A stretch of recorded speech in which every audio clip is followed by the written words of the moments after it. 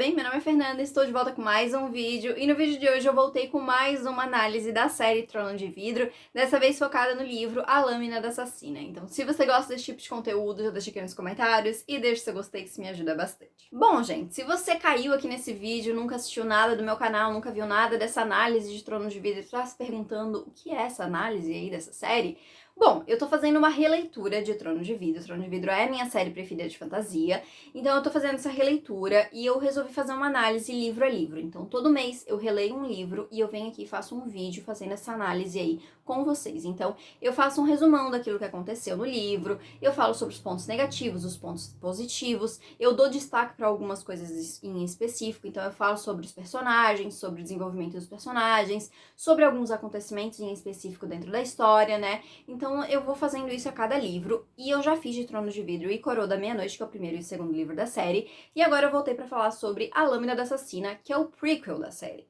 Prequel, só pra quem não conhece esse termo, é um termo utilizado para uma história que se passa antes da história oficial. Então assim, a gente tem a história oficial que começa em Trono de Vidro, A Lâmina da Assassina se passa antes disso. Então se passa ali uns 2 anos antes, ali 1 ano e pouco antes de Trono de Vidro começar, e a gente tem, então, um período do tempo ali, alguns meses da história da protagonista ali, que vai levar ela até o ponto aonde vai começar a história de Trono de Vidro, né?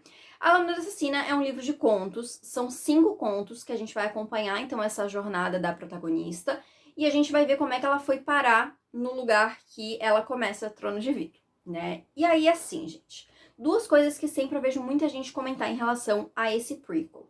Primeira coisa, ordem de leitura. Quando é que eu leio ele? É um prequel, então eu começo a leitura por ele, eu deixo pra ler ele depois, eu preciso ler ele, o que acontece?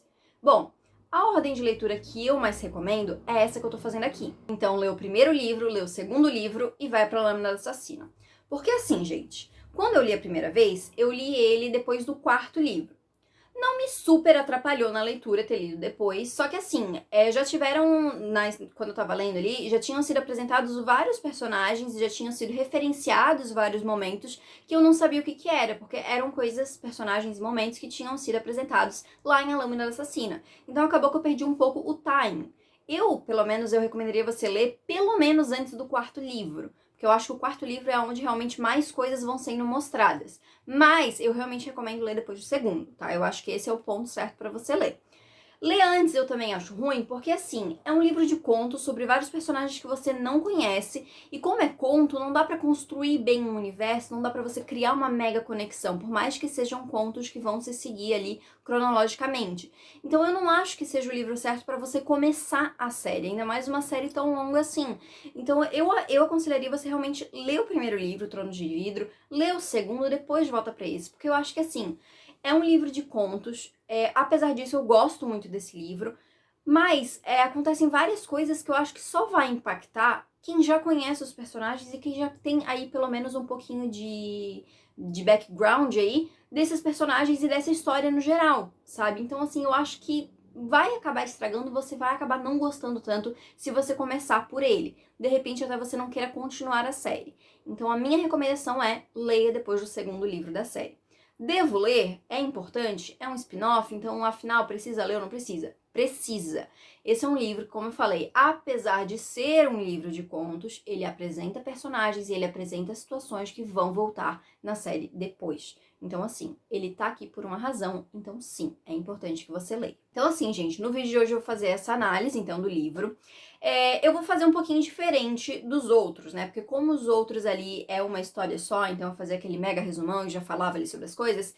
Esse é um livro de contos, então eu vou fazer o quê? Conto a conto, eu vou fazer um mini resuminho ali sobre o que acontece no conto, e aí a gente vai discutir aí o que acontece realmente, alguns pontos em específico. Lembrando, gente, que esse vídeo vai ter spoilers de A Lâmina da Assassina, podendo ter spoilers também de Trono de Vidro e Coroa da Meia-Noite, porque de repente alguma referência, alguma coisa assim eu posso falar aí que já foi apresentado nos 2 livros anteriores, mas não vou falar de nada que vai vir depois, então se você não passou desse livro ainda, se você não chegou no 3º livro ainda, não se preocupa que eu não vou adiantar spoilers de nada. Bom, vamos começar então com o primeiro conto, que se chama A Assassina e o Lorde Pirata, e eu fiz aqui um resuminho pra falar sobre o que é o conto, né, então vou ler aqui rapidinho pra gente não perder muito tempo.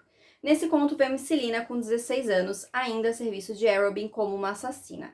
Ela e Sam, outro assassino que cresceu com ela e que a detesta, assim como ela o detesta, são enviados para a Baía da Caveira para tratar com o Capitão Rolfe, o Lorde dos Piratas. Mas o que ambos não sabiam era que Arobin estava fazendo negócios com Rolfe para comercializar escravos, o que revolta os dois. Selina faz um plano para libertar os escravos e consegue a ajuda de Sam. No fim, eles conseguem ajudá-los e Selina faz Rolfe assinar papéis que finalizavam o negócio com Arobin, assim como outro papel que dizia que ele nunca mais venderia escravos. Rolfe ameaça a vida de Selina, caso ela voltasse para a Baía da Caveira. Sam e Selina se aproximam e ela até mesmo fica preocupada quando acha que o rapaz morreu, mas tudo fica bem. Porém, ambos ficam desconfiados do porquê Arobin os mandou para essa missão. Selina tenta não se preocupar com isso.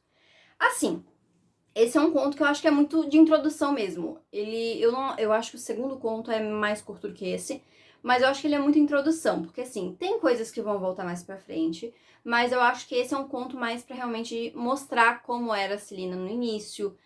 No início, bem entre aspas, né? Porque ela já tinha 16 anos, mas tipo assim, antes do início de Trono de Vidro, né? Antes de tudo que acontece com ela ali naquele período. Pra gente ver essa faceta dela ainda mais arrogante. Porque assim, ela entrou de vidro, ela já é arrogante, né, gente? Assim, é um traço dela, assim, da personalidade dela, a autoestima de milhões que ela sempre teve. Mas aqui, antes de acontecer tudo que vai acontecer no final desse livro, a arrogância dela era muito maior, porque realmente ela se via muito como era protegida do Arobin, principalmente nesse início. Ela era considerada a herdeira dele, então muita gente já sabia que ela ia ser a segunda no comando, então quando ele morresse ela ia assumir o lugar dele. Então ela tinha essa coisa de toda que ela era melhor, e tipo assim, ela até fala pro Rolfe, né, um momento, tipo assim, eu já te derrotei 2 vezes e eu só tenho 16 anos, então tipo, imagina o que vai acontecer quando eu for mais velha, sabe? Então, ela já se vê muito assim como essa coisa de eu sou a melhor, eu sou a assassina de Adarlan, né? Então, é muito interessante ver como isso vai mudando ao longo do conto também, né? Dos contos. E também como vai mudando ao longo dos livros, porque quando a gente vai chegar já no terceiro livro, ela já é uma pessoa que já mudou. Ela ainda tem esse traço da arrogância e tudo mais, mas é muito diferente desse início, né? Também acho interessante, assim, porque apesar dessa arrogância dela, apesar dessa coisa toda, dá pra gente ver que ela não é uma pessoa ruim, né? Apesar dela ser assassina e coisa e tal, ela tem um lado bom dela e tem um lado de compaixão dela, um lado mais humano, que já contrasta muito com o Arobin, que é algo que a gente vai ver muito nesse livro, né? O Arobin a gente só teve a pontinha da pontinha nesse conto, assim, né? Até porque nesse início, como a gente vê muito através do ponto de vista dela, ela ainda tem uma visão muito, assim, idealizada, muito coisa assim do Arobin. Então ela vê, eu não concordo com ele 100% das vezes, mas ele me ensinou tudo, ele é o mestre, aquela coisa toda, então ela ainda passa muito pano pro Arobin no geral. Ela começa a questionar um pouco mais quando ela vê essa questão do acordo, né, com o Rolfe ali pros escravos e tal, mas ainda assim ela fica meio balançada, ela ainda não duvida muito dele, né? Isso a gente vai começar a ver a partir do segundo conto, na verdade. Acho interessante também que nesse conto a gente vê a questão da aproximação do Sam com a Selina, né? Então, assim, a gente sabe no início do livro ali, do conto, que os dois já não se gostavam, aparentemente. E nesse conto é a virada do enemies to lovers, né? Então a gente vê essa virada do inimigos mesmo, assim, pra começar a se aproximar, pra gente ter um desenvolvimento. Então eu acho isso interessante também. No geral, eu acho que é um conto, como eu falei, muito de apresentação. Então, acho que ele serve muito pra isso, apesar de, como eu falei, tem coisas que vão voltar mais pra frente, então, coisas que eu não posso falar ainda. E eu separei alguns quotes, né? Nesse conto eu separei 4, que são quotes que eu gostei, né? Quotes de momentos interessantes. O primeiro é do momento que ela tá tentando convencer o Sam a se juntar com ela ali no plano pra libertar os escravos, que ela diz: "Temos uma escolha", argumentou ela, exalando. "Talvez não quando éramos crianças, quando era Arobin ou a morte. Mas agora você e eu temos uma escolha nas coisas que fazemos. Aqueles escravos foram simplesmente levados, estavam lutando pela própria liberdade ou viviam perto demais de um campo de batalha. Ou alguns mercenários passaram pela cidade deles e os roubaram. São pessoas inocentes." Eu acho interessante esse quote dela, porque é muito isso, assim, né? Apesar dos dois serem assassinos, os dois foram levados para serem assassinos, para ser criados desse jeito, quando ambos eram crianças. Então, realmente, eles não tiveram como opinar naquilo que ia ser o futuro deles naquele momento, né? Mas, realmente, eles têm escolhas agora, então eles podem agir, e é como eles resolvem agir, né? Contra o que o Arobin queria, e que vai ter consequências depois, mas tudo realmente só começa a mudar por conta dessa escolha deles. Então, foi importante também eles tomarem as suas próprias decisões ali e não só seguir o que o Arobin ia falar, porque se eles só tivessem seguido, esse livro nem existiria, né? Porque nada do que aconteceria em seguida iria acontecer. Tudo realmente só vai acontecer por causa desse momento aqui que vai gerar todos aqueles outros. Então eu acho isso muito interessante. E outro trecho que eu separei é um trecho que a Celina tá pensando sobre a casa dela, sobre Terrazen, né? O reino dela. E assim, uma outra coisa, assim, de ler esse livro depois do segundo livro, eu vou dar um spoiler do final de Coroa da Meia-Noite, já avisei que vai ter spoilers, mas mesmo assim estou reforçando aqui. É que a gente sabe que a Celina é a Ailey, então a gente sabe que ela é a rainha de Terrazen. Então tem várias referenciazinhas, assim, dessas coisas, assim, por exemplo, esse momento aqui, que a gente vê essa questão da ligação dela com Terrazen, né? Porque é mais do que uma ligação de que alguém que tá sentindo falta do seu reino, né? Mais do que só uma pessoa que mora lá, que considera a sua casa. Nesse caso, ela é, tipo, a rainha daquela terra, aquela é a terra dela, aquelas são as pessoas dela. Ela deveria estar governando aquela terra, né? E desde que ela nasceu até uns 8, 9 anos, que foi quando tudo aconteceu ali, que ela foi levada, os pais dela morreram, enfim, ela sabia que ela iria um dia governar aquela terra. Então, tem um significado diferente para ela, mesmo que nesse momento, assim, na verdade, até quando a gente sabe ali no final de Coroa da Meia-Noite, a gente sabe que ela não aceita esse passado dela. Não é que não aceita, mas, tipo, ela se recusa a pensar nisso e ela se recusa a lembrar disso, né? Então, eu acho interessante, assim, todas as vezes que tem essas referências, quando ela ainda é a Celina, quando a gente ainda não sabe desse detalhe que ela é a Aelin, coisa e tal. E eu vou dizer que isso acontece várias vezes no primeiro e no segundo livro, só que como a gente não sabe disso, a gente não pega. Então agora que a gente pode falar sobre isso, eu posso comentar e eu posso dizer desses momentos. Mas assim, o trecho diz: devagar se voltou para o norte, na direção da fonte da brisa, com cheiro de uma terra distante que ela não via havia 8 anos. Pinho e neve. Uma cidade quieta sobre as garras do inverno. Celina inspirou, olhou para as léguas do oceano solitário e escuro, vendo de alguma forma aquela cidade longínqua que um dia, havia muito tempo, fora seu lar. O vento puxou mechas de cabelo da trança, açoitando com elas o rosto do assassino. Orith, uma cidade de luz e música, observada por um castelo de alabastro com uma terra de opala tão brilhante que poderia ser vista a quilômetros. É um trecho que eu acho bonito, assim, dela lembrando de casa, né? E aí, como eu falei, tem toda essa conexão. Então, eu achei que era um trecho interessante pra trazer aqui. Aí, outro trechinho que eu trouxe é quando ela acha que o Sam morreu, que ela pensa, ele não podia estar morto, não por aquela adaga, ou por aquela dezena de piratas, ou pela catapulta. Não, o assassino não podia ser tão burro a ponto de ser morto. Ela o mataria se Sam estivesse morto. Eu acho interessante porque realmente esse é o momento de virada do Enemies to Lovers. Quando ela começa a perceber que, caramba, eu estou me importando com essa pessoa que eu odeio, que até um dia atrás eu mataria ele eu mesmo, sabe? Então, assim, é aquele momento que os sentimentos dela já começam a dar uma conflitada, assim. E é um momento que, querendo ou não, é uma referência pro que acontece no final desse livro. Então, assim, né? Dor e sofrimento, mas ainda não chegamos lá, então vamos continuar aqui com o último trecho que eu separei, que é um trecho da última página do livro, na verdade, que é depois que ela vê que ele tá vivo, né, ela abraça ele, e aí o trecho diz: o corpo de Sam ficou tenso, mas depois de um segundo, os braços a envolveram. Cillian não inspirou, o cheiro do suor, o toque de poeira e rocha, o odor metálico do sangue. Sam apoiou a bochecha na cabeça dela. A jovem não conseguia se lembrar. Sinceramente, não se recordava da última vez que alguém a abraçara. Não, espere. Tinha sido há 1 ano, com Ben, depois que Celina voltara de uma missão 2 horas atrasada e com o tornozelo torcido. Ele estivera preocupado e considerando quanto Celina chegara perto de ser capturada pela guarda real. Ela estava mais que um pouco abalada. Eu achei esse interessante porque realmente aqui é o momento em que eles já deixaram de ser inimigos, né? É o finalzinho assim que realmente não, a gente não é amigo ainda, mas já é alguma coisa a mais do que era antes, né? A gente vê essa questão de ela abraçar ele e ele fica tenso. E não é tenso pela aproximação, não é tenso porque ele não gosta dela, a gente sabe que é tenso porque sim, ele gosta dela e ele não esperava que, tipo, ela iria abraçar ele, porque ele nunca esperou que ela fosse retribuir os sentimentos dele. Que triste. E também porque eu acho triste, né, gente? Gente, há 1 ano, mais de 1 ano que ninguém abraçou essa menina. Ela é uma adolescente, gente. Assim, é difícil lembrar, mas ela tem, tipo... Ela tem quase 17 já nesse momento aqui. Mas ela é uma adolescente, entendeu? E há mais de 1 ano que ninguém abraça ela. Gente, eu sou uma pessoa que eu amo abraçar, então assim... Tadinha, né, gente? Só coisa triste acontece na vida dessa menina e daqui pra frente só piora. Vamos então pro conto 2, que é A Assassina e a Curandeira. É um conto curtinho, é o mais curtinho aqui do livro, tá? Eu fiz aqui o resuminho, apesar de ser curtinho, o resuminho ficou um pouquinho grandinho, mas assim, vamos lá. Irene Towers é uma jovem que sonha em poder estudar em Antica para ser uma curandeira, mas parece que isso está longe de acontecer. Após a morte da mãe, 8 anos antes, ela morou com parentes e juntou dinheiro para poder sair de lá e tentar ir para Antica. Porém, acabou ficando sem dinheiro e parou em uma cidade portuária e teve que trabalhar como atendente de uma hospedagem para tentar juntar dinheiro. Porém, sua vida fica estagnada até que uma estranha aparece para se hospedar onde a Irene trabalha e muda seu destino.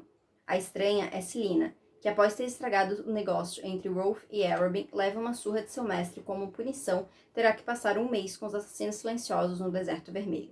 Selina passa 2 dias na hospedagem até a chegada do navio, que a levará para o Deserto Vermelho, e em sua última noite, ela encontra a atendente sendo atacada por 4 homens. Ela rapidamente se livra deles, com exceção de um que acaba fugindo. A Irene se oferece para limpar um corte no braço de Selina, e as duas acabam conversando um pouco, onde a Irene conta sobre sua história e seu sonho de ir para Antica.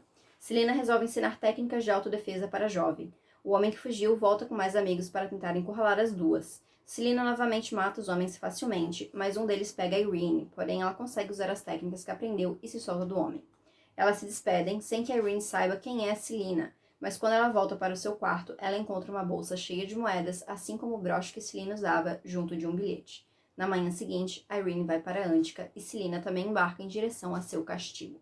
Eu gosto bastante desse conto. Ele é um conto que aparentemente ele não tem tanta importância, né? Além de mostrar como o momento ali, né, entre a Selina do final do primeiro conto e por que ela vai pro terceiro ali conto, no caso, né? A questão da punição e tudo mais. Eu gosto bastante da Irene, é uma personagem que aparece pouquinho, assim, é um conto, como eu falei, curtinho. Mas tem muitas questões sobre coisas que são faladas aqui que eu não posso falar ainda. Então eu não vou me focar nisso, eu vou me focar na Selina. A gente vê, né, o que aconteceu com ela depois daquilo do primeiro conto, né? A gente vê a punição ali, né, que o Arobin infligiu nela ali, a surra que ela levou. E a gente vê o quão abusivo ele é com ela. A gente começa a ver, na verdade, o quão abusivo ele é com ela, porque aqui é só a pontinha do iceberg, assim. E eu já adianto pra vocês que, assim, eu odeio o Arobin, assim. Eu vou falar sobre ele mais pra frente, porque ele aqui nem apareceu direito ainda, né? Ele vai ter um momento de brilhar aqui nessa história e ainda não chegou.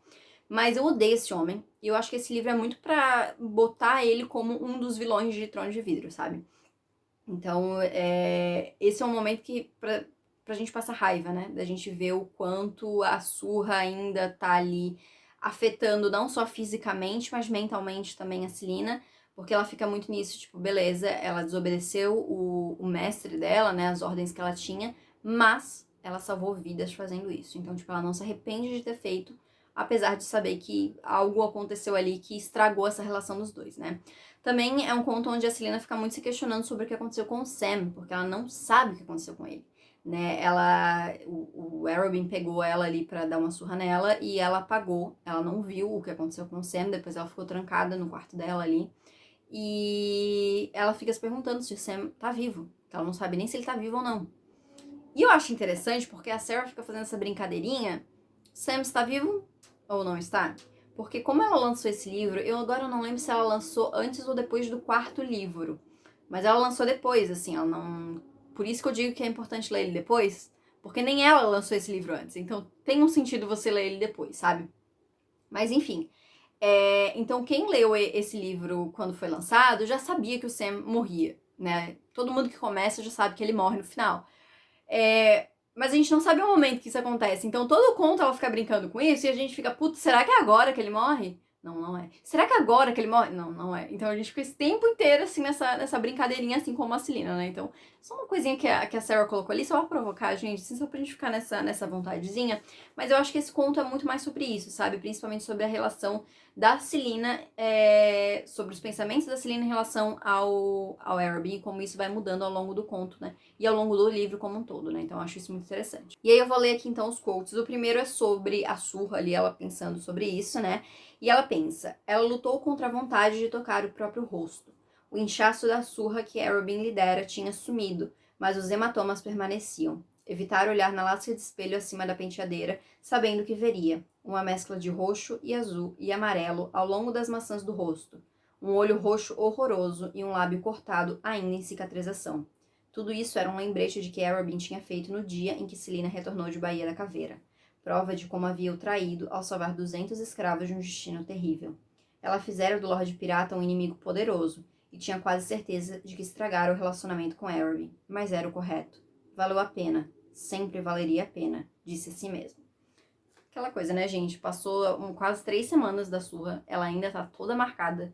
Quem olha pra ela sabe que ela levou uma surra, pra ver o tamanho da surra que ela levou. Lembrando, gente, que ela tinha 16 anos nesse momento.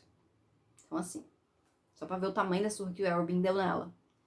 Não vou nem falar mais porque eu quero deixar o Arobin mais pra frente, pra gente conversar sobre ele mais pra frente, mas, né? Aí eu separei o trechinho que a Selina tá ensinando a Irene a se defender ali, e eu separei aqui pra ler aqui, o trecho em que ela vai meio que recitando algumas coisas pra Irene, que eu acho muito interessante, que ela fala: as pessoas, em geral os homens, não vão atrás de mulheres que parecem que vão revidar. Escolherão você porque parece distraída ou vulnerável ou compassiva. Normalmente tentarão levá-la para outro lugar, algum local no qual não precisem se preocupar com interrupções. Não deixem que a levem para outro lugar, continuou Selina, recitando as lições que Ben, o segundo assassino de Arobin, um dia ensinara a ela. Aprender autodefesa antes de sequer aprender a atacar alguém e a lutar sem armas também. Revide o suficiente para convencê-lo de que não vale a pena, e faça o máximo de barulho possível. Contudo, em uma pocilga como essa, aposto que ninguém vai se incomodar em vir ajudar. Mas você deveria, definitivamente, começar a gritar incêndio até estourar os pulmões. Nada de estupro, roubo, nada do que os covardes prefeririam se esconder. E caso gritar não os desencorajem, então há alguns truques para derrotá-los. Alguns podem fazer com que eles caiam como uma pedra. Outros podem derrubá-los temporariamente. Mas assim que a soltarem, sua maior prioridade é dar o fora. Entendeu? Quando a soltarem, você corre. Eu acho interessante porque são conselhos interessantes. Esse até do gritar um incêndio, eu já ouvi alguém falando sobre isso, porque eles falam justamente isso, que se você gritar, tô sendo assaltada, tô tentando me estuprar, até ninguém liga, infelizmente, tá? Essa é a questão. As pessoas, elas não querem se arriscar se elas mesmas não estão em risco. Então falam sobre essa questão de você gritar incêndio, porque isso é um risco para mais pessoas, então tem mais chances de vir alguém tentar ajudar, porque o incêndio pode se espalhar e pode prejudicar outras pessoas também. Infelizmente, a humanidade é muito egoísta, então as pessoas, elas pensam assim, infelizmente. Mas é um conselho aí que a gente, é interessante a gente levar aí, né? Inclusive essa questão de autodefesa também, né? Que autodefesa é algo que, infelizmente, toda mulher deveria saber, porque vivemos num mundo extremamente perigoso. Mas eu acho que essas são dicas que quando eu li eu falei, cara, tipo assim, é um mundo fictício, mas isso, infelizmente, vale pra vida real também, né? Então, não só no mundo onde tudo é guerra e tudo, né? Infelizmente, num mundo civilizado e moderno, assim, a gente ainda precisa de coisas assim. E eu separei também o bilhete que a Selina deixou pra Irene, que ela escreveu: para onde precisar ir e mais um pouco. O mundo precisa de mais curandeiros.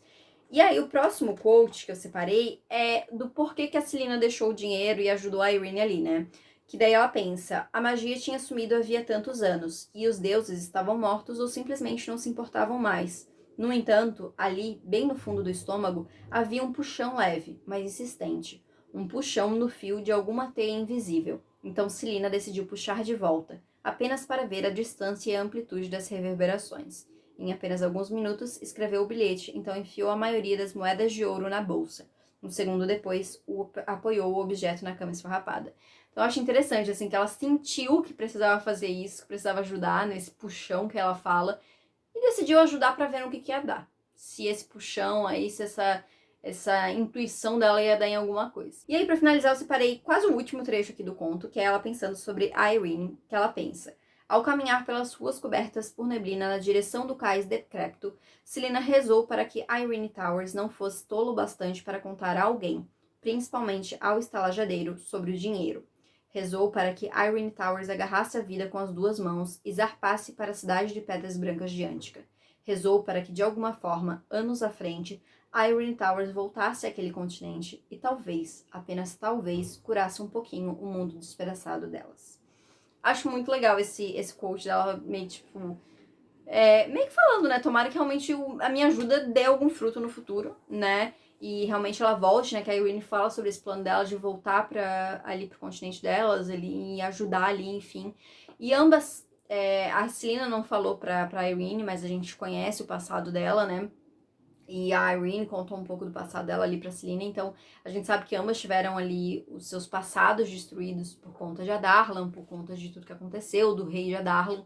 Então essa coisa de tentar, né, ajudar ali o mundo despedaçado delas eu acho interessante, porque realmente as duas tiveram... aconteceram coisas muito parecidas com ambas por conta de uma mesma pessoa, né, então... Mas é isso aí, vamos então para o conto 3. Vamos então para o terceiro conto, que é A Assassina e o Deserto, e eu vou ler aqui rapidinho o resuminho. Celina chega ao Deserto Vermelho e ao Forte dos Assassinos Silenciosos. Ela se apresenta ao Mestre Mudo e pede que ele a treine por um mês, e diz que Arobin quer uma carta de aprovação do mestre ao final desse período. O Mestre Mudo aceita e pede para uma das aprendizes mostrar o lugar para Celina. A garota é Ansel, que está lá há um bom tempo na esperança de ser treinada pelo mestre a pedido de seu pai. Apenas alguns anos mais velha que Celina, Ansel divide o quarto com a assassina e logo as duas começam a formar uma amizade. Celina chama a atenção de Elias, o filho do mestre, mas apesar de achar o rapaz atraente, ela começa a perceber que pensa muito em Sam, principalmente sobre como ele está após a punição de Arobin e sobre a reação dele ao ver Celina ser espancada pelo seu mestre.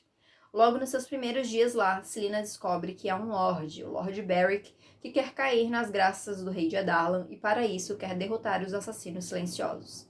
Ansel é uma mensageira do Mestre Mudo e de vez em quando vai para a cidade tratar com ele. Em uma dessas vezes, Celina vai até a cidade junto. Nessa viagem, Ansel conta que mentiu sobre seu passado. Ela fala que seu pai está morto, assim como a sua irmã mais velha, e que quer se vingar do responsável, o Lord Locke. Enquanto aguarda por Ansel na cidade, Celina conhece um mercador que vende seda de aranha e dá um pedaço para ela se lembrar dele. Ansel instiga Celina a roubar éguas Asterion de Lord Beric. Quando chegam ao forte, as duas são levadas ao mestre e depois de mentir e dizer que tinha sido sua ideia roubar as éguas, Celina é aceita pelo mestre para treinar diretamente com ele. No fim, após uma briga com Ansel, as duas se reconciliam, mas Ansel droga Celina e a deixa no meio do deserto. Celina encontra um bilhete de Ansel que diz que o mestre que a dispensou mais cedo, mas logo, após ver um exército de Lord Beric, ela percebe a mentira e volta para os assassinos silenciosos. Ela encontra Ansel quase matando o mestre mudo. A garota então conta que o Lord Beric prometeu um exército para ela poder se voltar contra o Lord Locke e por isso ela traiu a todos. Celina consegue derrotar a Ansel e dá a chance a ela de ir embora. No fim, o mestre mudo conversa com Celina, já que ele não fez um voto de silêncio, apesar de todo mundo achar que sim, e dá a ela a carta de aprovação, assim como 2 baús cheios de ouro por ter salvo sua vida e poupada de Ansel. E ainda diz que se ela precisar, eles a receberiam ali novamente. Bom, tem algumas coisas a se comentar sobre esse conto. A primeira coisa que eu vou falar dele é sobre a Ansel em si, que é uma personagem que ganha bastante destaque nesse conto. A Ansel, ela já foi referenciada tanto em Trono de Vidro quanto em Coroa da Meia-Noite. A Celina, ela fala sobre essa amiga que traiu a confiança dela. No primeiro livro, até no iniciozinho, ela fala que conheceu uma jovem que morava nessas terras, que é a Terra das Bruxas e tal, e que, enfim, traiu ela.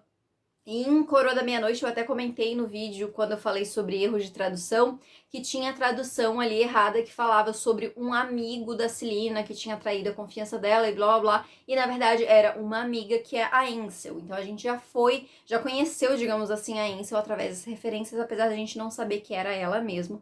Mas assim, eu acho a Ansel uma personagem muito interessante, eu acho ela muito parecida com a Celina em algumas coisas assim de personalidade. E ela tem uma história bem triste, né? Assim, ela viu a irmã e o pai serem mortos na frente dela. Ela ainda, antes disso, já tinha tido uma experiência traumática com as bruxas ali, de ter visto uma amiguinha da irmã dela se morta por uma bruxa, enfim. Então ela tem uma história, um passado, assim, triste, né? E eu acho que...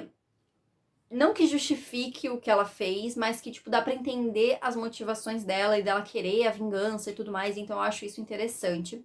Mas eu acho interessante que ela trouxe de novo a questão das bruxas, porque a gente viu isso sendo comentado em Coroa da Meia-Noite, principalmente. Eu comentei sobre isso lá no vídeo da análise, né, que a gente ia ter mais pra frente essas questões das bruxas, e aqui é falado novamente sobre essa divisão entre os clãs das Crouchans e das Dentes de Ferro, então a gente tem essa divisão, assim, tem essa briga, teve uma maldição envolvendo aí, então tem toda uma questão que é explicada aí nesse meio, que a Ansel traz pra dentro da história, e que eu acho que isso é muito interessante.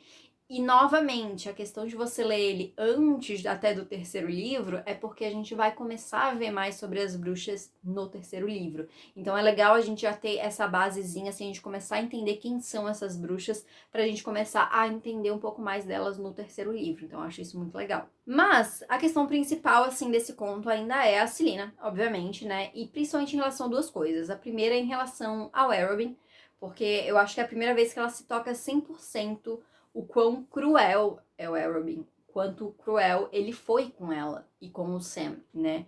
Porque até então eu acho que, por mais que ele já tivesse feito coisas com ela, tipo, de punir ela e coisa e tal, eu acho que ela sempre passava muito pano pra ele, sabe? Assim, de tipo, tá, ele fez errado, mas eu também fiz de desobedecer ele. Ah, eu deveria ter feito melhor, sabe? Eu acho que ela ainda tentava muito procurar desculpas pro comportamento dele. E aqui eu acho que é a primeira vez que ela realmente, tipo, coloca na questão de ele é um homem cruel, ele fez uma coisa horrível e eu não vou permitir que ele faça isso de novo, né? Tanto que tem um trecho, até eu acho que eu separei pra ler aqui, que ela comenta isso, né? De que ela não deixaria ele encostar nela nem no Sam novamente. Então eu acho que realmente é o momento em que ela realmente se posiciona contra o Arobin, né? Que ela realmente vê o Arobin como um inimigo mesmo, assim, né? E não só como aquele carinha que cuidou dela quando ela era pequena, né? Cuidou bem, entre aspas, né? Então eu acho que é importante, assim, pro desenvolvimento da Celina, sabe?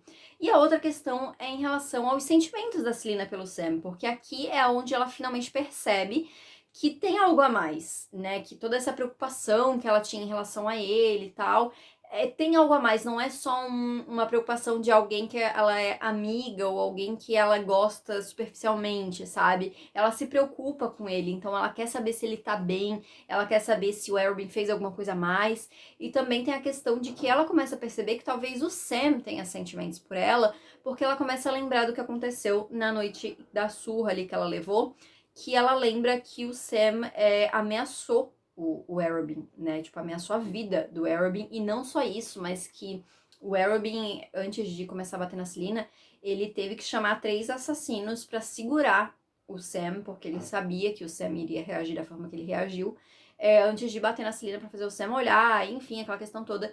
Então ela começa a pensar, tá, mas por que, né, essas ameaças vindo do Sam, por que ele se importa tanto? Então ela começa a se tocar também disso, assim, então eu acho isso interessante, porque daí no próximo conto a gente já começa a partir daí, a gente já começa com ela já um pouco com mais clareza em relação aos sentimentos dela, né? Então eu acho que essa parte no deserto foi interessante por causa disso. Foi interessante também pra gente ter mais desenvolvimento aí das habilidades dela, ela aprendendo mais com o mestre mudo, fazendo essa amizade com a Ansel, né? Que ela disse que ela nunca tinha feito amigos, assim, então é um momento importante, apesar de ter uma traição envolvendo aí, né, traição da confiança, né, da Celina em relação a Ansel.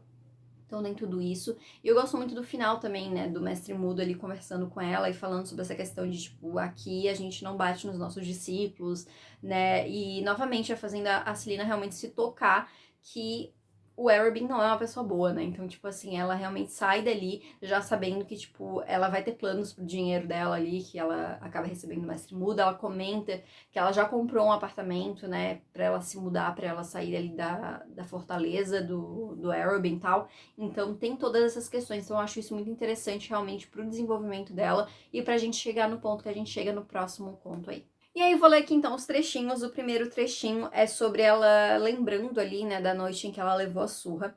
E aí ela pensa, Arobin a acertou, as costelas, o maxilar, o estômago e o rosto, repetidas vezes. Golpes cuidadosos, golpes que deveriam infligir o máximo de dor possível sem deixar danos permanentes. E Sam continuava urrando, gritando palavras que Celina não conseguia ouvir por cima da dor. A última coisa de que se lembrava era uma pontada de culpa ao ver o próprio sangue manchar o requintado tapete vermelho de Arobin. Então, escuridão, abençoada escuridão, cheia de alívio por não ter visto o mestre ferir Sam. Eu acho interessante, né, porque tem essa questão do Sam, tá vendo ela ali, ele gritando, tal, enfim. Mas esse pontinho aqui de ela se lembrava, era uma pontada de culpa ao ver o próprio sangue manchar o requintado tapete vermelho. Tipo assim, naquilo tudo ela ainda se sentiu, tipo, culpada de estar sujando. Cara, eu acho... Esse livro tem muitos traços, assim, tem muitos momentos em que a gente capta traços de um relacionamento abusivo. E isso, pra mim, é um dos claros, sabe? Tipo assim, ela tá apanhando e ela, tipo, se sente culpada de estar sujando o tapete do cara que tá batendo nela, sabe? Então, tipo assim, eu acho muito interessante, assim, sabe? O quanto esses pontos, assim, dá pra gente captar que é algo muito similar a um relacionamento tóxico que a gente tem na vida real, né? Então, eu achei muito, sabe, tipo, muito real, assim, essa parte. Mas eu também gosto, botar assim, né? Pra ver essa questão dela se lembrando do quanto o Sam tava afetado, né? Com vendo ela ali apanhando também. Então, é um momento que ela começa a perceber que talvez o Sam tenha sentimentos por ela também, né? Então, acho legal. Aí, o outro que eu separei, na verdade, é um mega trecho que é sobre a explicação dos reinos das bruxas, né? Mas é onde a Ansel explica aqui mais ou menos, e aí ela fala: algumas bruxas, como as Crochan, tinham o dom da beleza etérea, mas os clãs Dentes de Ferros têm dentes de ferros, afiados como os de um peixe. Na verdade, as unhas de ferro são mais perigosas, podem cortar com um golpe. Um calafrio percorreu a espinha de Celina. Mas quando os dentes de clãs de ferro destruíram o reino, dizem que a última rainha Crochan lançou um feitiço que voltou à terra contra qualquer um que empunhasse o estandarte Dentes de Ferro. Assim, nenhuma plantação cresceria, os animais definhariam e morreriam, e as águas se tornariam lamacentas. Mas não é assim agora. A terra está fértil desde que os clãs Dentes de Ferro viajaram para o leste, na direção das terras de vocês. Então eu acho legal só porque, novamente, a gente tem essa explicação dessa briga, né, essa divisão entre esses dois clãs, a maldição das Crochans em cima das Dentes de Ferro, novamente, é algo que vamos voltar a ver aí já a partir do terceiro livro. Outro trecho que eu separei aqui também é um pensamento da Celina, que ela diz: havia momentos de quietude também, quando não estava treinando ou limpando com Ansel, momento nos quais os pensamentos voltavam para Sam, para o que ele tinha dito. Sam ameaçara matar Arobin por ter ferido Celina. Tentou entender, tentou descobrir o que havia mudado em Baía da Caveira para fazer com que Sam ousasse dizer tal coisa ao rei dos assassinos. Mas sempre que se via pensando muito nisso, afastava os pensamentos para o fundo da mente. Aquilo que eu falei, né? É o momento que ela começa a pensar sobre essa questão de tem um motivo aí pro Sam ter ficado tão irritado, né? Ter sentido tanta raiva, assim, de ter visto ela apanhar ao ponto de ameaçar o Arobin, que é algo muito grave pros dois, né? Então, enfim, acho interessante. E por último, eu separei um trechinho da conversa entre o Mestre Mudo e a Celina, que os dois estão conversando sobre a Ansel, e ele fala pra ela: não achei que tornaria, mas acho que você vai deixar uma impressão eterna no coração de Ansel, pois poupou a vida dela e devolveu a espada do seu pai. Ela não vai se esquecer disso tão cedo, e quando fizer a próxima manobra para reconquistar seu título, talvez se lembre da assassina do norte, assim como do carinho que mostrou a ela, e tente deixar menos corpos ao encalço. Que é isso, né? Tipo assim, a Celina demonstrou compaixão por ela no fim, né? Por mais irritada que ela estivesse, por mais traída que ela estivesse se sentindo, ela permitiu que ela fugisse, né? Então, talvez isso ajude algo na vida da Ansel no futuro, enfim, então...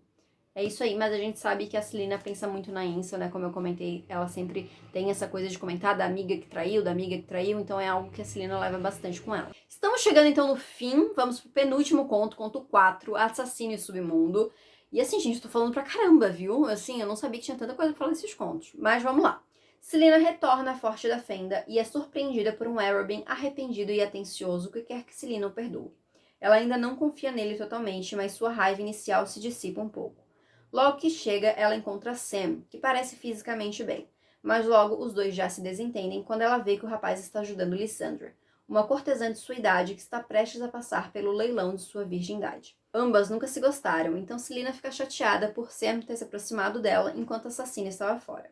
Arobin oferece um trabalho a Celina onde ela teria que matar um homem que estava envolvido com o comércio de escravos e ela aceita.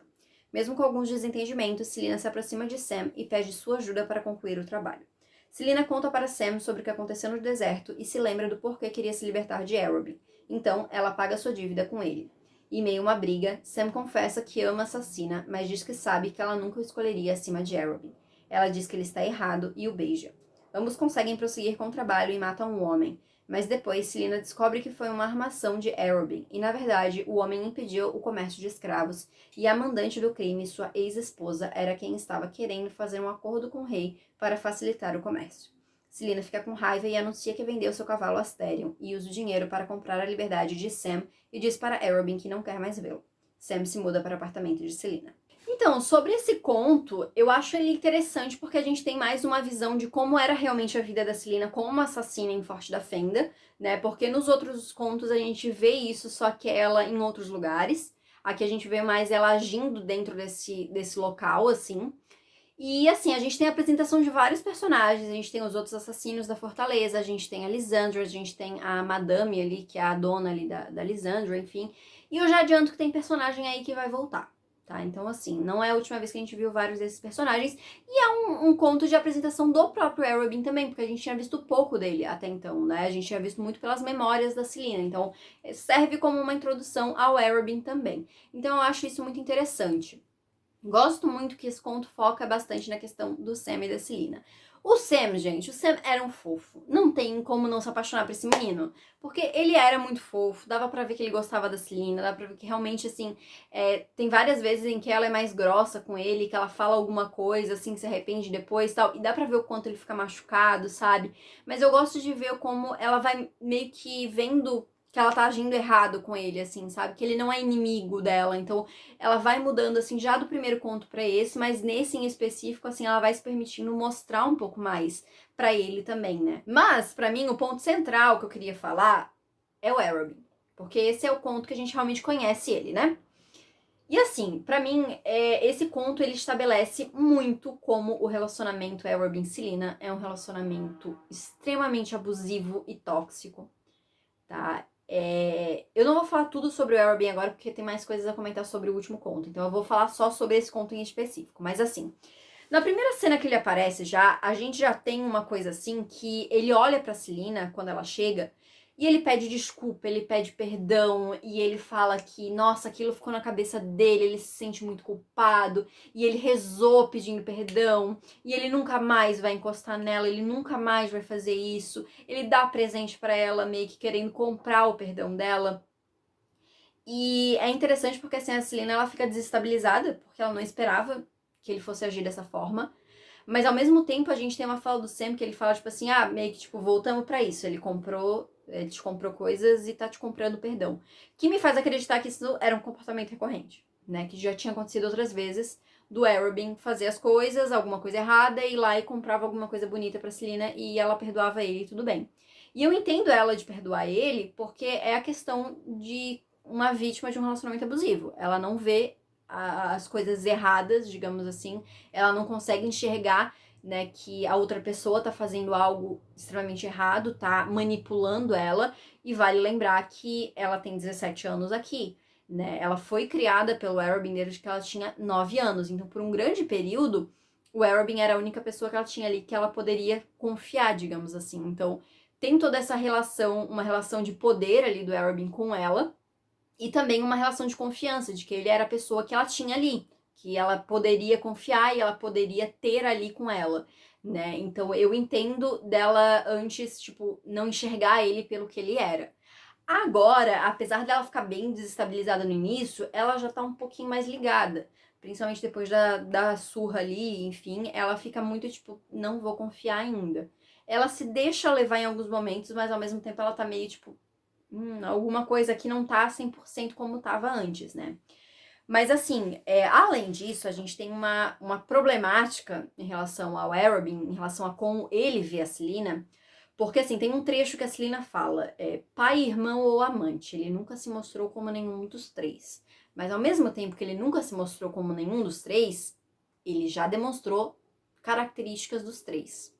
Então assim, extremamente problemático, porque assim, pai e irmão, tudo bem, é um sentimento ali de proteção, de família, enfim. Agora, pai e irmão ou irmão pra amante, já tem uma coisa bem diferente. E eu vejo características dos três na relação do Arobin com a Selina. Eu acho que, de repente, quando ela era mais nova, ele tinha mais essa coisa da proteção e tal. E conforme ela foi ficando mais velha, ele começou a ter uma atração sexual por ela, realmente. O que é extremamente problemático, porque ele conheceu ela quando ela tinha 9 anos e ele criou ela.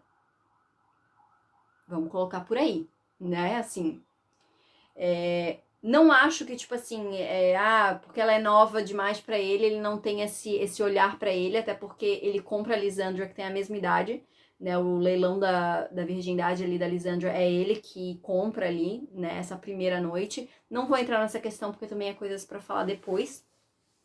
Mas, então, assim como poderia ter sido a Celina, foi a Lysandra, sabe? Então, assim, as duas têm a mesma idade. Enfim, sabe? Então, esse conto em específico, ele só me começa a criar uma raiva do Arobin, realmente, sabe? O jeito que ele age, o jeito que ele fala é muito característico de uma pessoa abusiva, sabe? E aí, depois tem um momento que ele fala, tipo assim, você pode me culpar, eu estava com ciúmes, sabe? Tipo, uma coisa assim. E tem no final, se eu não me engano, ele comenta alguma coisa, tipo assim, que meio que dando a entender que agora ela tava trocando ele pelo Sam. Como se os dois estivessem no mesmo patamar, entendeu? Tipo, como se a Celina enxergassem os dois como, tipo assim, possíveis relacionamentos amorosos. O que não é verdade. Então, assim, o Arobin, eu vou finalizar ele no último conto, porque, assim, lá tem bastante coisa a considerar sobre ele ainda. Mas já deu pra entender meu ponto de vista sobre ele, né? Então, assim, beleza. Vamos pros quotes aqui, então, pra depois a gente seguir pro derradeiro conto. Separei aqui alguns quotes, então, alguns trechinhos. O primeiro foi desse reencontro dos dois, onde ele pede desculpa. Eu não vou ler tudo, mas eu separei alguns momentinhos aqui dessa conversa. Primeiro ele diz, se eu pudesse apagar aquela noite, Celina, apagaria. Desculpe, repetiu Arobin. Ele tinha quase 20 anos a mais que ela, e embora os cabelos ruivos tivessem algumas mechas prateadas, o rosto permanecia jovem. Feições elegantes e finas, olhos cinzas, ofuscantemente claros. Talvez não fosse o homem mais lindo do que Celina já vira, mas era um dos mais atraentes.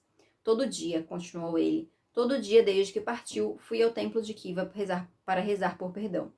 Eu não deveria ter deixado meu temperamento vencer. Não deveria ter mandado você embora. E aí ele vai pedindo desculpa aqui pra ela, né, enfim. E aí tem um trechinho que ela fala, né, pai, irmão, amante. Arobin jamais se declarara nenhum desses. Certamente não havia relação de amantes, embora talvez tivesse chegado a isso se Celina fosse outro tipo de garota e Arobin a tivesse criado de outra forma. Ele a amava como família, mas a colocava nas situações mais perigosas. O mentor cuidara dela e a educara, mas acabou com a inocência de Celina na primeira vez que a obrigou a tirar uma vida. Dera tudo à jovem, mas também lhe tirara tudo. Ela não conseguia decifrar os sentimentos em relação ao rei dos assassinos, mais do que conseguia contar as estrelas do céu. É uma relação muito complicada, né? É a questão que eu já falei do relacionamento abusivo, da pessoa não saber reconhecer muito bem esses sinais, ela ter essa coisa de gratidão com ele ao mesmo tempo de sentir culpa, sabe? Ele, tipo assim, tentar se desculpar dando presentes pra ela, enfim. Tem a questão ali. Gente, ela fala que ele tem quase 20 anos a mais, então, ou seja, ela tinha 9, ele já tava quase com 30 quando ele achou ela. Entende o que eu tô falando? Ela disse que, tipo, não havia relação de amantes, mas pra mim é muito claro o quanto ele tem essa visão dela, sabe? O quanto ele queria ficar com ela. Então, tudo errado, gente, tudo errado. Esse cara, meu Deus do céu.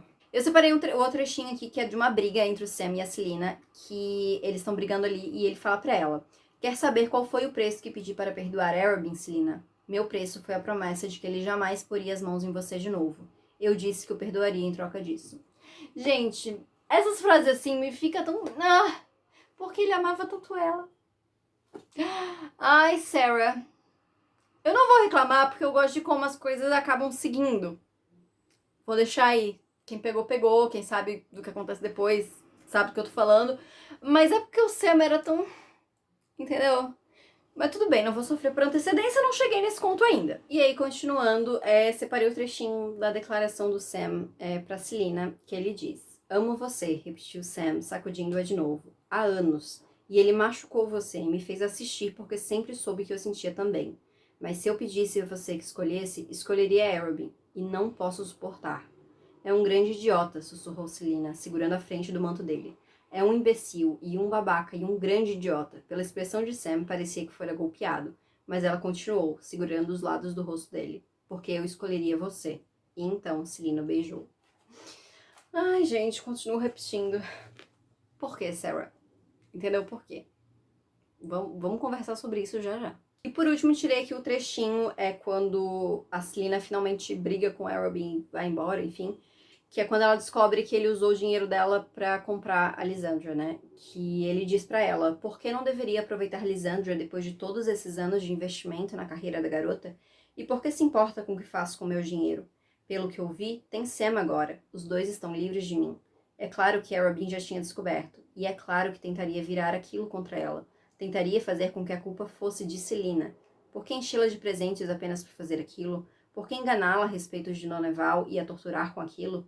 Por que salvar a vida dela 9 anos antes apenas para tratá-la daquela forma? Arobin gastar o dinheiro dela em uma pessoa que sabia que Selena odiava, para depreciá-la. Meses antes teria funcionado. Aquele tipo de traição a teria arrasado. Ainda doía. Mas agora, com Doneval e Philip e os outros mortos pela mão dela, com aqueles documentos em posse do Berdingel e com o Sam seguro a seu lado, o tiro mesquinho e cruel de despedida errara o alvo por pouco.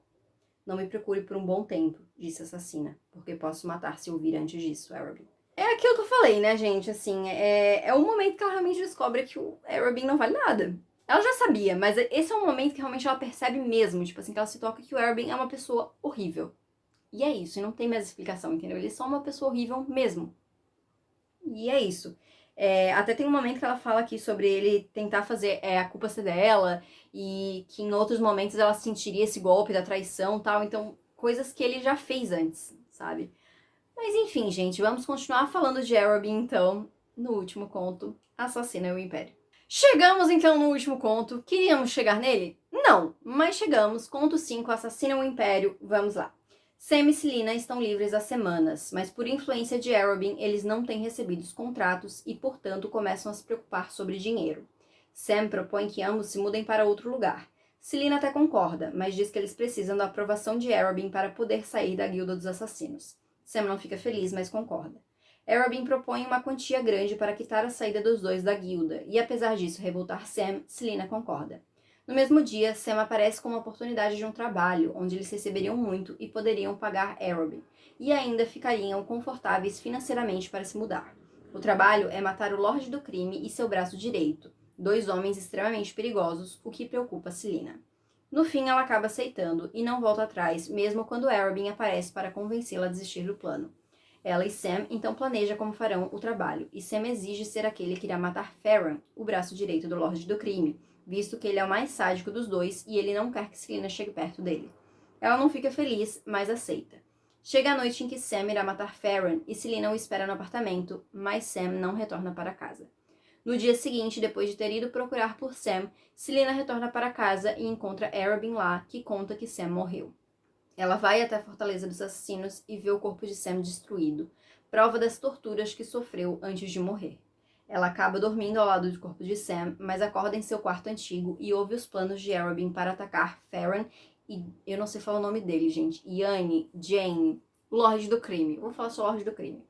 Arobin deixa Selena trancada no quarto, mas ela foge e vai atrás dos dois homens responsáveis pela morte de Sam. Ela entra na casa do Lorde do Crime e encontra diversas pessoas em uma reunião. Ela o mata, mas é sedada com uma droga. Quando ela acorda, ela descobre que aquilo era uma armadilha para ela matar o Lorde do Crime e Farron assumir como o novo Lorde do Crime. Selena é entregue ao rei, e apesar de todos acharem que ela vai ser executada, o rei muda de ideia após Selena olhar para ele e a sentencia a Endovier. Enquanto é levada, Farron e Arobin conversam e é revelado que foi Arobin quem traiu Sam e Selena. A assassina chega a Endovier. Ela está com medo, mas repete a frase de Sam e resolve não ceder. Bom, gente, tem conto mais triste do que esse? Não tem. E eu acho interessante porque, assim, a maioria dos fãs que leem esse livro, leem depois de já saber o que ia acontecer. A gente já sabe que o Sam vai morrer, a gente já sabe que a Selena vai ser mandada pra Endovier, mas isso não deixa tudo menos triste. E você fica até meio ansioso quando vai chegando no final, porque você sabe que vai terminar daquele jeito, sabe? E eu sempre, quando eu vou reler esse livro, eu até comentei lá no meu Instagram, eu sempre enrolo pra ler esse último livro, eu sempre fico, sabe, com um friozinho na barriga, assim, porque eu não quero chegar nesse momento, porque é tudo muito triste. E a gente sabe que, tipo assim, o jeito com que a Selena termina ali, ela tá com medo, ela vai enfrentar aquilo, ela vai viver aquilo por 1 ano até o Cale e o Dorian tirarem ela de lá, pra gente começar Trono de Vidro mesmo, né? Então, assim, cara, acontece tudo isso que aconteceu e ela, tipo, é mandada pra ser escrava nas minas de sal e ela fica 1 ano lá remoendo tudo que aconteceu. Vocês querem que a menina seja sã? Como? Entendeu? Ela ainda tá muito bem mentalmente pra quem sofreu tudo que ela sofreu. Que misericórdia. Mas assim, vamos começar falando sobre Sam. Gente, a morte do Sam já é muito triste, como acontece. Mas ainda mais triste do que a morte dele, tipo assim, dele ter morrido, é a forma com que ele morreu. Porque assim, eu lembro que a primeira vez que eu li, eu acho que eu tava tão amortecida pela morte dele que eu não reparei na descrição que a Selena faz do corpo dele. E eu fui reparar mais quando eu li a segunda vez. E, gente, é horrível. É horrível, porque ela comenta. Eu não vou comentar tudo, porque eu acho tudo bem horrível, mas ela comenta dos dedos quebrados dele. Enfim, dele tá todo machucado. E depois ela fala que ele provavelmente tinha sido sedado pra ficar paralisado e tinha sido, tipo, aguentado a tortura por horas até finalmente morrer. Sabe? Realmente pra ele foi finalmente morrer, porque imagina o quanto de dor que esse menino não aguentou. E pra mim, o que deixa muito mais triste, eu li uma vez alguém falando sobre isso, e toda vez que agora eu leio essa cena, eu não consigo pensar diferente. Que é assim, ele devia estar muito triste naquele momento, mas ele devia estar, tipo assim, muito feliz que ele insistiu pra Celina não estar com ele, sabe? Ele devia estar só, tipo assim, nossa, graças que, tipo, ela ficou em casa, sabe? Dele tá aliviado, né, pela menina que ele ama não estar naquela situação, sabe? E é muito triste, sabe? O Sam era um anjinho, gente. Ele só queria proteger ele, colocar no potinho, sabe? E o jeito que ele morre é muito terrível, sabe? Assim, é muito doloroso. É muito pra Celina e pro leitor também, que a gente acaba se apegando com o Sam, mesmo sabendo o que vai acontecer, né? E é muito triste, assim, a Celina ter que lidar com isso, né? É muito triste, assim, ela vê ele, e é até engraçado, assim, porque na escrita ali, na narrativa e tal, a gente vê que ela vai ficando ansiosa e ela sabe que tem alguma coisa errada e ela tá preocupada até que finalmente ela vê tudo acontecendo e isso faz ela agir impulsivamente que leva ela a ser capturada, né? E, enfim, é tudo tão triste, assim, sabe? E o jeito com que ela se sente muito quebrada depois disso, assim. E o quanto isso vai influenciar pra como ela age depois, mais pra frente. Tem até um momento lá em Coroa da Meia-Noite que ela fala, depois da morte da Nihimia, que ela comenta sobre... ela foi... Várias pessoas ao redor dela já morreram e ela foi enfiando essas pessoas todas no coração. Então, os pais dela, o Sam, mas a Nihimia não cabia, porque já era muita gente ali. Então, assim, cara, nossa, e essa morte do Sam foi muito devastante pra ela, assim, realmente, porque era novamente uma pessoa que ela tava começando a confiar, que ela tava começando a pensar num futuro e acabou de um jeito horrível, horrível mesmo, assim, foi muito... No geral, assim, tudo é muito ruim nesse final, passa um sentimento muito ruim, né? Mas vamos falar do ponto central desse conto que eu queria comentar? Que novamente é o Arobin. Pra mim, o Arobin é o pior vilão de Trono de Vidro. Porque assim, eu acho ele muito relacionável com pessoas da vida real. A gente tem o Rei de Adarlan, que é uma pessoa horrível. A gente tem outros personagens que vão ser horríveis também, tá? Que vão ser vilões muito ruins. Mas eu acho que todos eles ainda têm uma coisa muito da fantasia. Então, o rei tem os anéis pretos lá que ele controla as pessoas. O rei criou lá a torre pra bloquear magia. A gente descobre isso no segundo livro. Vão ter os outros que vão ter uma coisa mais da magia. O Arobin é um humano, é um cara mortal, que tem ali a guilda dos assassinos, eles consideram o rei dos assassinos, e ele age de forma ruim porque ele pode e porque ele quer. E é tudo muito horrível, sabe? E é muito relacionável, eu digo, porque assim, ele destruiu a vida da Selene e do Sam simplesmente porque ele ficou com ciúme e porque ele ficou brabinho, porque a Selena preferiu o Sam a ele, né? Ele diz isso, né? No final, quando ele tem aquela conversa com o Farron lá, ele fala, eu não gosto que mexam nas coisas que me pertencem. Como se a Selena fosse um objeto. Aí, mais um sininho aí do relacionamento abusivo, né?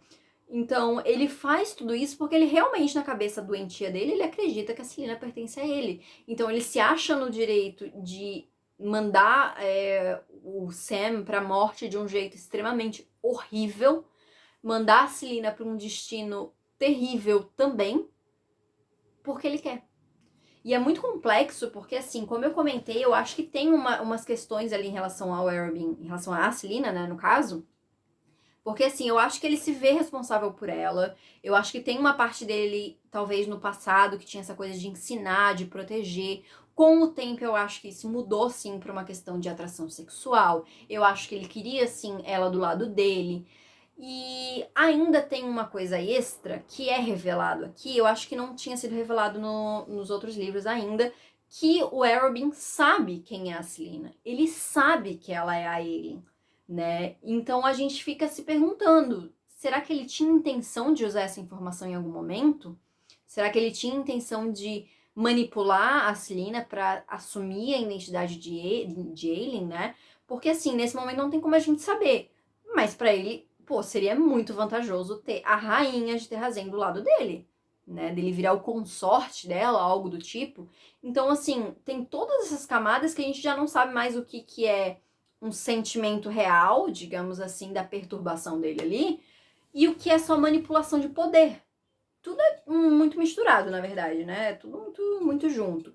E eu acho interessante porque ele fala no final, quando eu tava relendo até eu não tinha lembrado, porque eu pensei, tipo assim, nossa, esse seria um momento ótimo para ele resgatar a Celina e meio que tipo, manipular ela e trazer ela pro lado dele, porque ela nunca mais sairia do lado dele se ele tivesse pego ela ali quando ela foi presa pelo rei, né? Porque aquele seria o momento dele pegar e manipular ela de volta. Ela não sairia mais do lado dele, gente, assim, muito difícil, porque ela estaria extremamente quebrada, ela estaria extremamente desacreditada, ela não sabia que tinha sido o Arobin que tinha traído ela não queria acreditar nisso, então realmente para ela sair do lado dele ia ser muito difícil, então acho que eu ainda comentei, nossa, ele foi tanso, né, se ele queria ir do lado dele era o momento de fazer isso, mas ele fala no final que ele queria fazer isso, né, ele inclusive ele ia aproveitar isso na execução dela, ele ia fazer todo um show ali para resgatar ela, mas quando ele viu que ela foi sentenciada a Endovier, ele decidiu deixar ela ir para lá por um tempo como punição.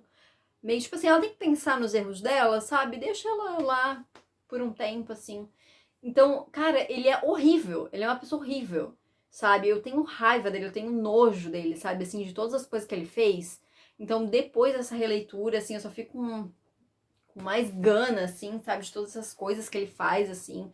E aí penso no Sam, tadinho, meu Deus, a Celina. A gente sabe a quantidade de questões que ela tem quando começa, né, Trono de Vidro e tal, com tudo que aconteceu. E, enfim, e no ponto que a gente tá, ela tem desconfianças, que foi o Arobin que traiu ela, mas nada 100% ainda, né? Porque, se eu não me engano, tem alguma coisa no segundo livro, mas se eu não me engano, ela ainda não sabe 100%. Eu acho. Me corrijam se eu estiver errado. Eu li o livro mês retrasado, já não lembro mais, gente. Não, mês passado. Mês passado eu já não lembro mais, gente. Memória de milhões, né? Mas, enfim. Eu sei que ela desconfia muito dele, mas, tipo, ela nunca... Tipo, não quero acreditar nisso, não quero acreditar nisso. E tem um momento em que alguém falou alguma coisa pra ela, mas agora eu não lembro exatamente o que é. Mas, enfim, ela ainda não sabe 100% do que aconteceu, né? O que levou a ela a ser capturada e o Sam a ser morto.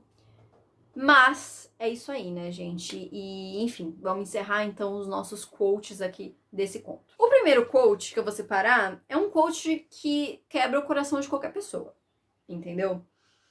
Porque a Celina e o Sam já estão juntos há um tempo, mas nada aconteceu, né? Porque ela fala que ela quer esperar um momento especial pra ter a primeira vez dela e tal.